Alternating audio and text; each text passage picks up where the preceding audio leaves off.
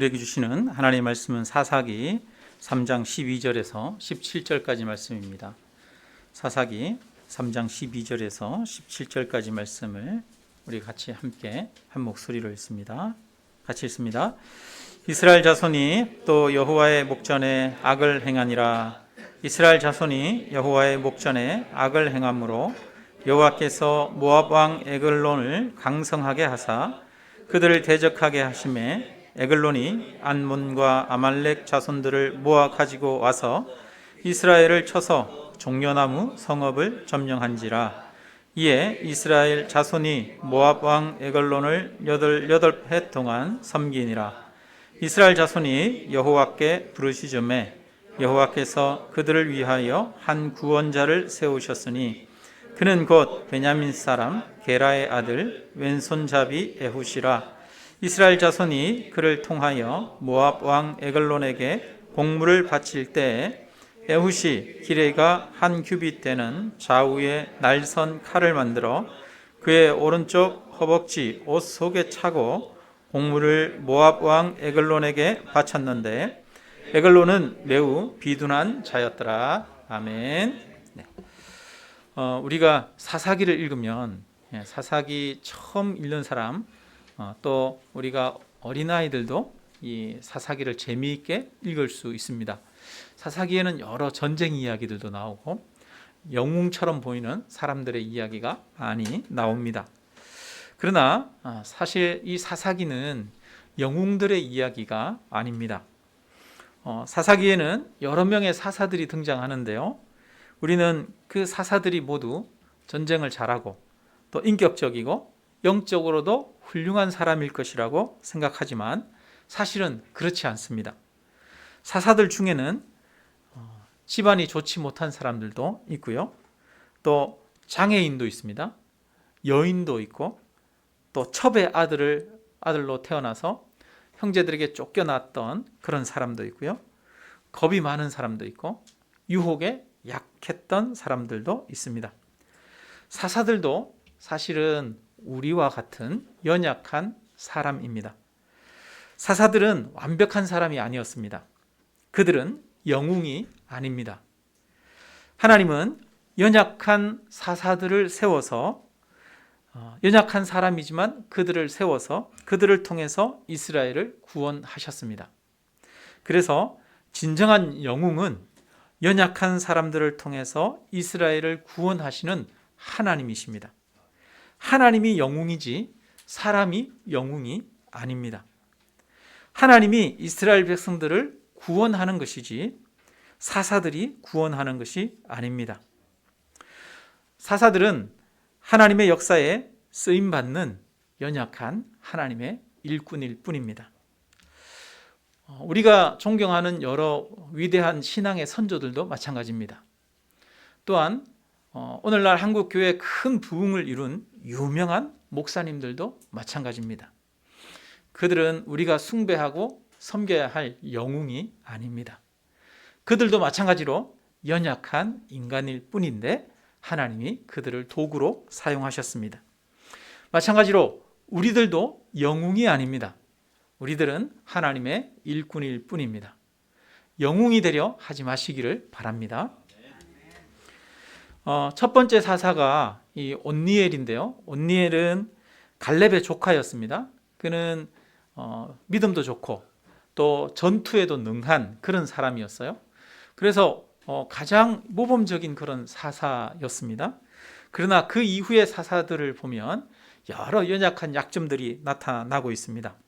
오늘은 특별히 온니엘이라고 하는 온니엘이 아니라 두 번째 이 나타나는 그 에훗을 통해서 에훗이라고 하는 사사를 통해서 연약한 중에 역사하시는 하나님에 대해서 우리가 같이 한번 생각해 보겠습니다.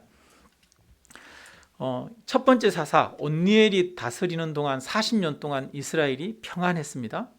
그런데 온니엘이 죽고 나니까 이스라엘 백성들이 악을 행하기 시작합니다. 하나님을 떠나서 이방신을 섬기기 시작했습니다.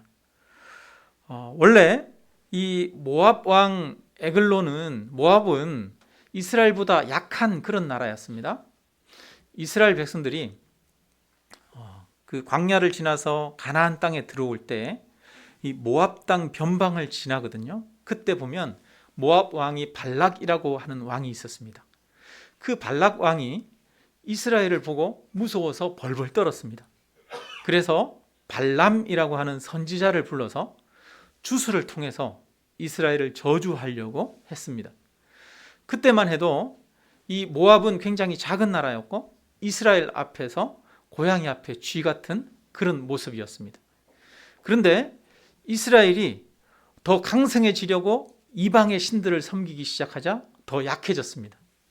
더 많은 축복을 누리려고 이방의 신들을 섬기기 시작하자 그들은 오히려 이방의 압제를 받고 고통을 받았습니다. 이제 오히려 상황이 역전됐습니다. 모압이 더 이스라엘보다 강성해졌습니다. 모압 왕 에글론이라고 하는 사람이 이스라엘의 여리고라고 하는 곳을 점령했습니다. 이 여리고는 요단 동편에서 요단강을 지나서 요단 서편으로, 그러니까 이스라엘의 가장 중요한 예루살렘으로 올라가는 그 관문과 같은 위치에 있는 곳입니다. 그 길을 점령하고 이 모압 왕이 이스라엘을 다스리기 시작했습니다. 이스라엘로부터 조공을 받았습니다. 18년 동안 이 이스라엘은 모압 왕의 압제에 시달려야 했습니다. 그리고 이스라엘이 드디어 하나님 앞에 다시 부르짖기 시작했습니다. 하나님께서는 그들을 위해 한 구원자를 세우셨습니다. 하나님은 다시 하나님께 돌아오는 백성들을 외면하지 않으셨습니다. 전심으로 회개하고 하나님께 다시 돌아가면 하나님은 그들을 다시 회복시켜 주십니다. 오늘도 우리가 하나님께 돌아가면 하나님은 반드시 우리를 회복시키실 줄로 믿습니다. 하나님이 이 모압 왕 에글론으로부터 이스라엘을 구원하기 위해 세운 사람이 있는데 그 사람이 에훗이라고 하는 사람입니다. 에훗에 대해서는 15절에 설명하고 있는데요. 15절 우리 같이 한번 읽어볼까요? 같이 읽습니다. 이스라엘 자손이 여호와께 부르짖음에 여호와께서 그들을 위하여 한 구원자를 세우셨으니 그는 곧 베냐민 사람 게라의 아들 왼손잡이 에훗이라. 네, 여기까지만 보겠습니다. 네, 이 베냐민 사람이다라고 기록합니다. 베냐민은 이스라엘의 가장 작은 지파입니다. 그러니까 에훗은 집안이 좋은 사람이 아니에요. 강성한 지파의 사람이 아닙니다. 가장 약한 지파의 사람입니다. 하나님은 사람을 사용하실 때 그 집안이나 가문을 보고 사용하시는 것이 아닙니다. 사람은 가문을 볼지 모르지만 하나님은 그 작은 자도 사용하시는 분이십니다. 그 다음에 또 하나 왼손잡이 에훗이다 이렇게 기록하고 있습니다. 여러분, 우리가 어떤 사람을 보고 그 사람이 왼손잡이인지 오른손잡이인지 그거를 중요하게 생각합니까? 중요하게 생각하지 않습니까? 네, 우리는 중요하게 생각하지 않아요. 야구장에서나 아니면 축구장에서는 왼손잡이인지 오른손잡이인지 이런 거 중요하게 생각하지만 일반적으로는 우리는 왼손잡이인지 오른손잡이인지 그거 잘 기억도 못하고 중요하게 여기지 않습니다. 그런데 굳이 이 성경에 이 에훗이 왼손잡이였다 이렇게 기록하고 있습니다. 아마 이 에훗이 왼손잡이였던 것이 에훗의 이 사역과 관련해서 그가 했던 일과 관련되어 있기 때문에 기록된 것 같습니다. 왼손잡이를 번역하면 이 히브리어로 원래 그대로 직역을 하면 오른손이 묶여 있는 사람 이런 의미가 있습니다. 그러니까 그 말은 오른손을 못 쓴다는 말이에요. 어쩌면 오른손에 장애가 있었을 수도 있고요. 태어나면서 문제가 있을 수도 있고 아니면 오른손이 마비가 되었을 수도 있습니다. 에훗은 한 손을 사용할 수 없었기 때문에 전쟁에 나가기에는 적합하지 않은 사람입니다. 아마 사람들이 전쟁에 나가려고 그러면 야, 넌 빠져. 아마 그랬을 거예요. 그가 이스라엘을 구원할 것이다 기대하기 어렵습니다. 아무도 에훗이 사사가 될 것이라고는 생각하지 않았습니다. 그런데 에훗은 이스라엘의 고통을 그대로 두고 볼 수만은 없었습니다. 이스라엘을 향한 에훗의 마음이 불타올랐습니다. 비록 자신이 장애를 가진 몸일지라도 자신의 한 몸을 이스라엘을 위해 드리기를 원했습니다. 이스라엘이 그 당시에 모압 왕 에글론에게 공물을 바쳤다 이렇게 말합니다. 여기 15절에 보니까 이스라엘 자손이 그를 통하여 모압 왕 에글론에게 공물을 바칠 때 이 공물을 바치는 일을 누가 했느냐? 에훗이 했던 것입니다. 옛날에 우리나라도 보면 조선시대나 고려시대 때나 이때나 이 전국에서 왕에게 진상품을 올리잖아요. 그죠? 제일 좋은 거를 모아가지고 곡식도 제일 좋은 것을 진상품으로 올리고 뭐 물고기, 바닷가에 있는 물고기나 아니면 뭐 과일이나 뭐 버섯이나 온갖 것들 다 진상품으로 올리죠. 심지어는 뭐 공산품, 도자기나 이런 것들도 이 진상품으로 올리는 모습을 볼 수 있습니다. 그 진상품을 올리기 위한 백길도 따로 있고 또 아니면 육로도 있고 그렇죠. 그런 것처럼 이 당시에도 이 모압 왕에게 이스라엘에서 나는 여러 가지 곡물이나 아니면 과일이나 온갖 좋은 것들을 모아서 바치는 그런 루트가 있고 사람들이 있었던 거죠. 그 일을 누가 했느냐? 이 에훗이 했던 것입니다. 에훗은 모압 왕에게 곡물을 바치는 일꾼으로 참여했습니다. 우리가 16절을 한번 같이 읽겠습니다. 16절.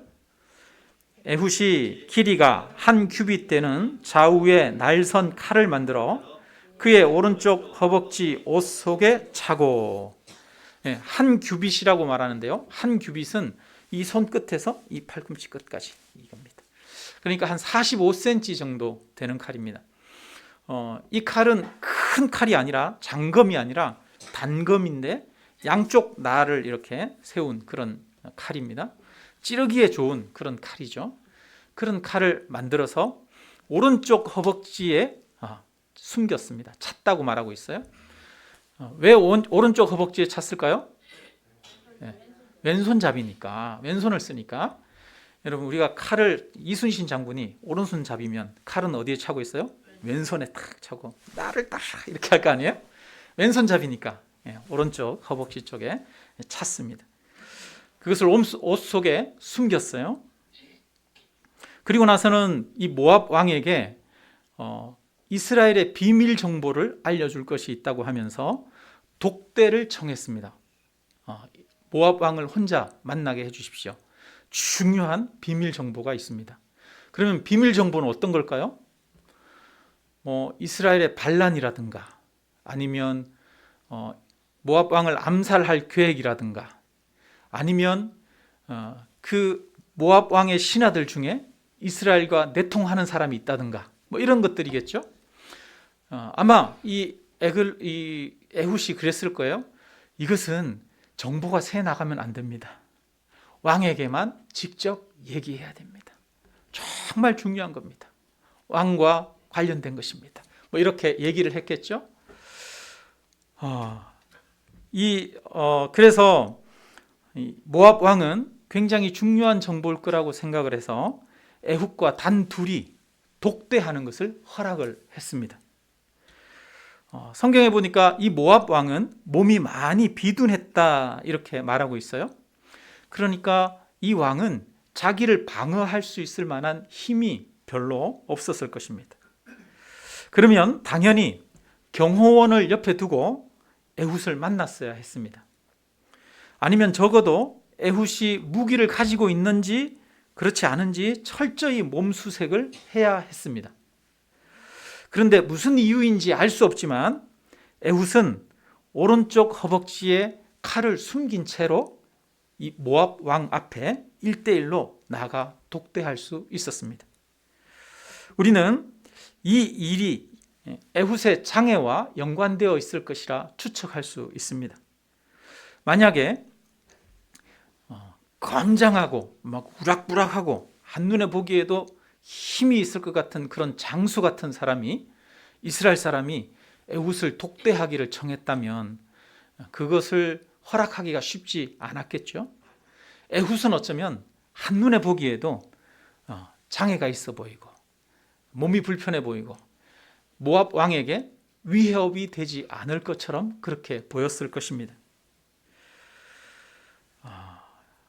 그래서 이 에훗의 장애 때문에 오히려 사람들은 에훗에 대한 경계를 소홀히 했습니다. 여러분, 왕을 암살하기 위해서 혼자서 이 에훗 왕, 에그론 왕 앞에 나아가는 그 에훗의 심정이 어땠을까? 한번 여러분이 에훗이 되어서 한번 상상해 보십시오. 왕을 독대하기를 청했어요. 그러면 왕 앞에 가기 전에 왕을 지키는 근위대를 지나야 됩니다. 혹시라도 그들 중에 누군가가 제대로 딱 서봐, 그래서 몸을 수색을 딱 했다면, 칼을 숨긴 것이 발각이 되었다면 아마 에훗은 자기 목숨을 부지할 수 없었을 것입니다. 암살 계획이 들통났다면 어쩌면 이스라엘 전체에 칼바람이 몰아쳤을 수도 있습니다. 자기의 가족들 모두가 다 위협을 받았을 수도 있습니다. 여러분이 에훗이었다면 자신 있게 모압 왕 앞에 그렇게 나갈 수 있었겠습니까?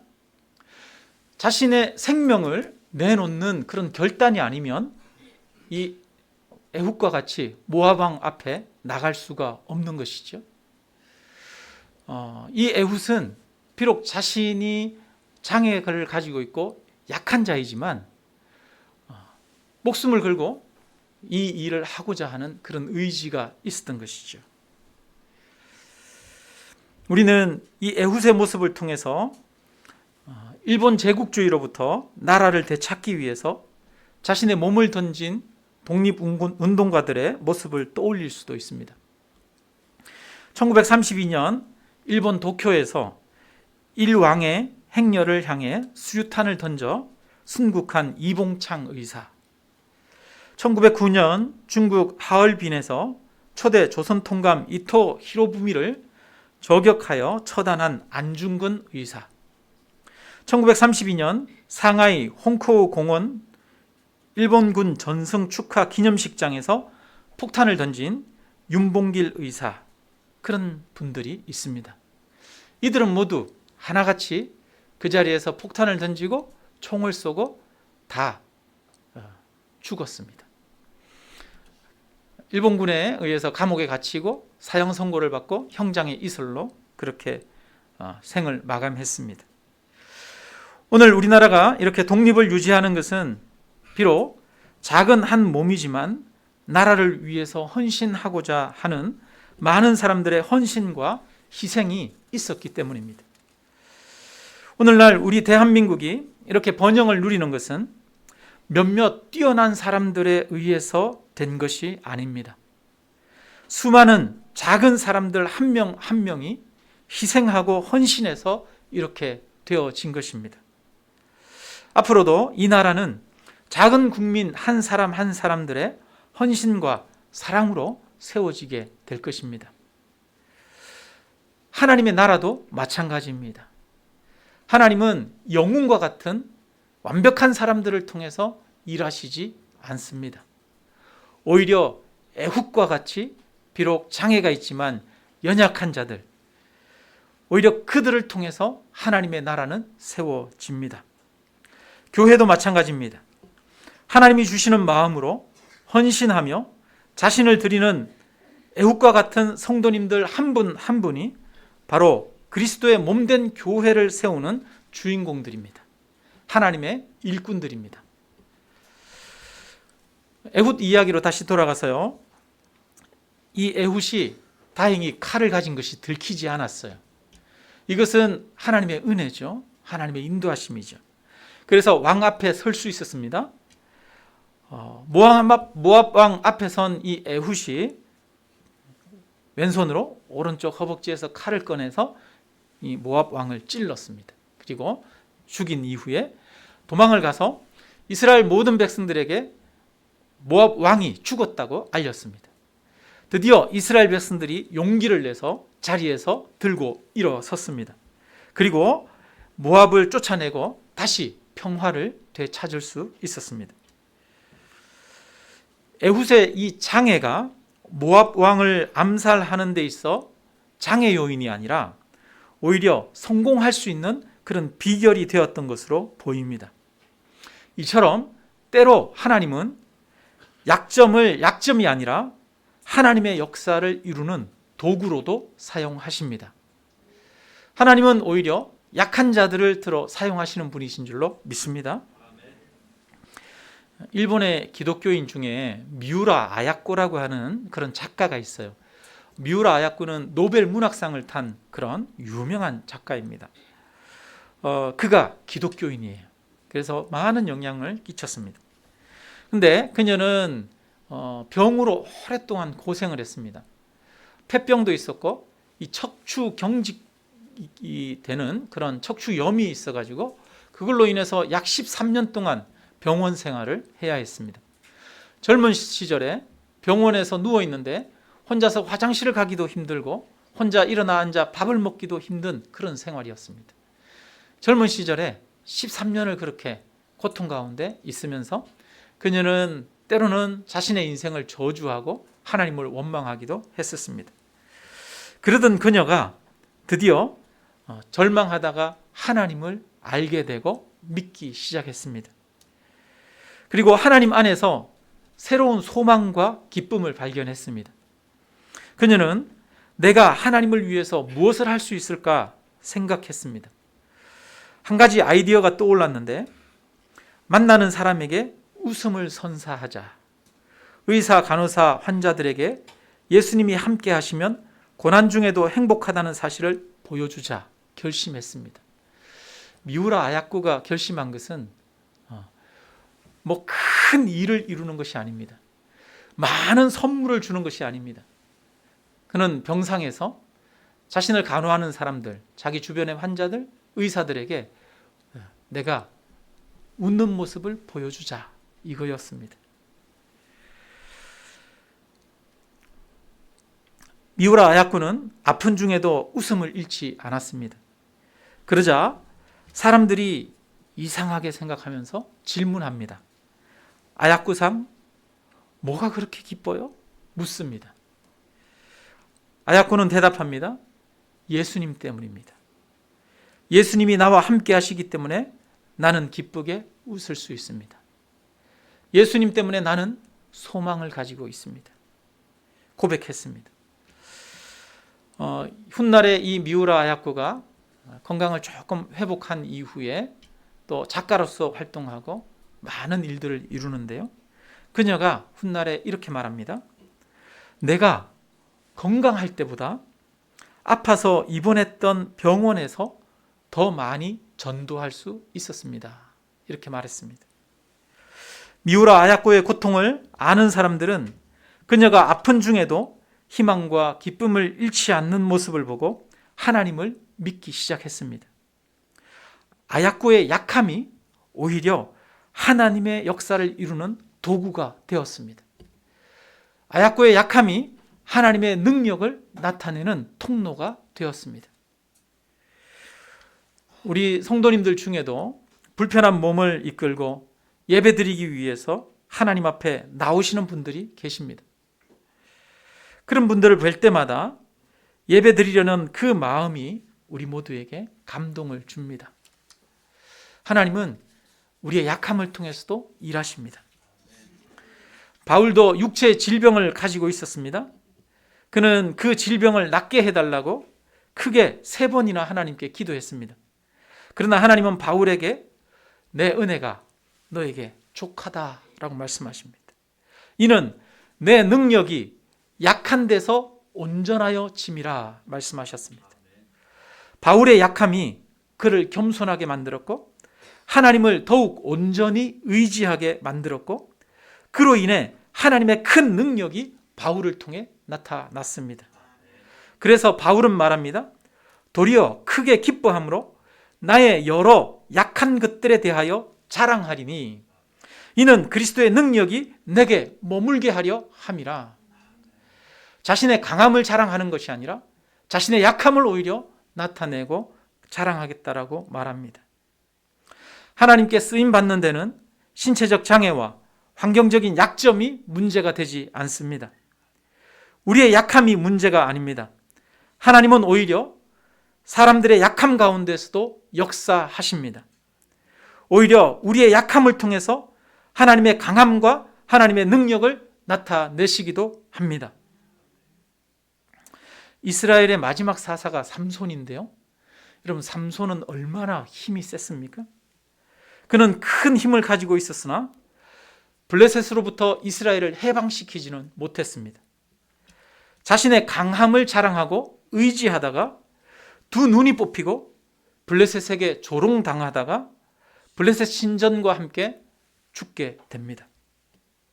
그런데 에훗은 비록 오른손을 쓸 수 없는 몸이지만 모압을 물리쳤습니다. 이스라엘이 그 이후로 80년 동안 평화를 누리게 되었습니다.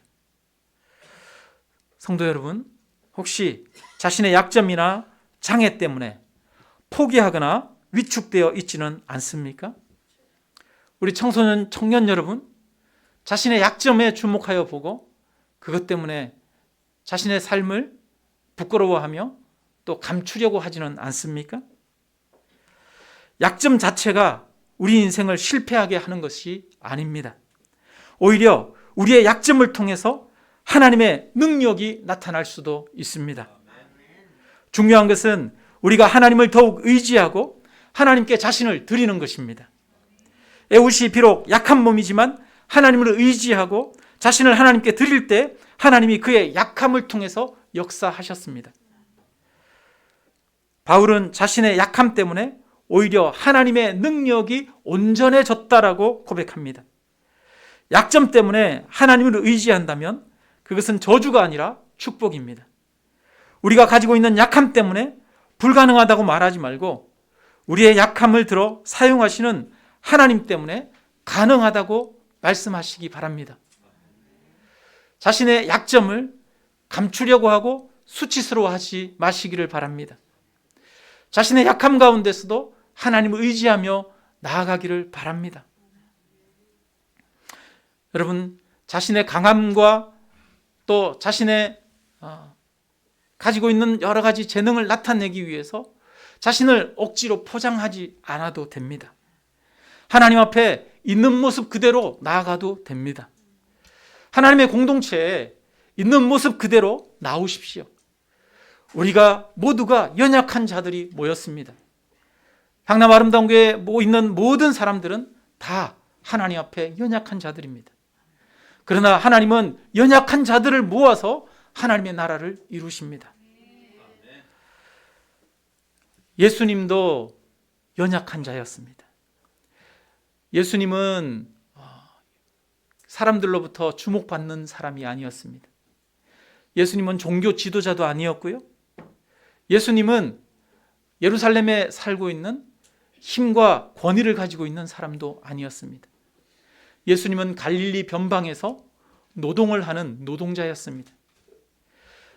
성경은 예수님이 건축자들의 버린 모퉁이 돌이었다라고 말씀하고 있습니다. 예수님은 흠모할 만한 것이 그 몸에 없었다라고 말합니다. 그런데 하나님은 그 예수 그리스도, 사람들이 권력 있고 힘 있고 영웅 같은 사람들이 바라보지도 않고 찾지도 않는 그 예수 그리스도를 통해서 우리의 죄를 사하셨습니다. 이것이 바로 하나님의 방법입니다. 하나님은 저와 여러분 같은 약자들을 통해서 일하십니다. 예수님도 세상에서는 약자였습니다. 스스로 약한 자들이 되셨습니다. 하늘의 높은 보좌를 버리고 가장 낮고 천한 곳으로 오셔서 가장 약한 자의 모습으로 흠모할 만한 것이 없는 분으로 그렇게 오셔서 오직 하나님만을 의지하며 하나님의 영광을 위하여 자신을 드리는 삶을 살았습니다. 그래서 그 예수 그리스도를 통해서 이 세상이 변화되어져 가고 있습니다. 말씀을 마칩니다. 하나님은 약한 자들을 사용하십니다. 그래서 구원은 사람의 능력으로부터 오는 것이 아니라 하나님으로부터 오는 것임을 보여주셨습니다. 우리의 약함이 하나님의 능력을 나타내는데 장애가 되지 않습니다. 부족해도 괜찮습니다. 약해도 괜찮습니다. 있는 모습 그대로 하나님을 의지하고 믿고 하나님을 위해서 내가 할 수 있는 그 일을 하면 됩니다. 아야꽃처럼 내가 미소 짓는 것 하나, 그 하나로도 하나님의 영광과 역사가 나타날 수 있습니다. 우리의 약함을 통해서 일하실 그 하나님을 기대하면서 믿음으로 나아가는 우리 모두가 되기를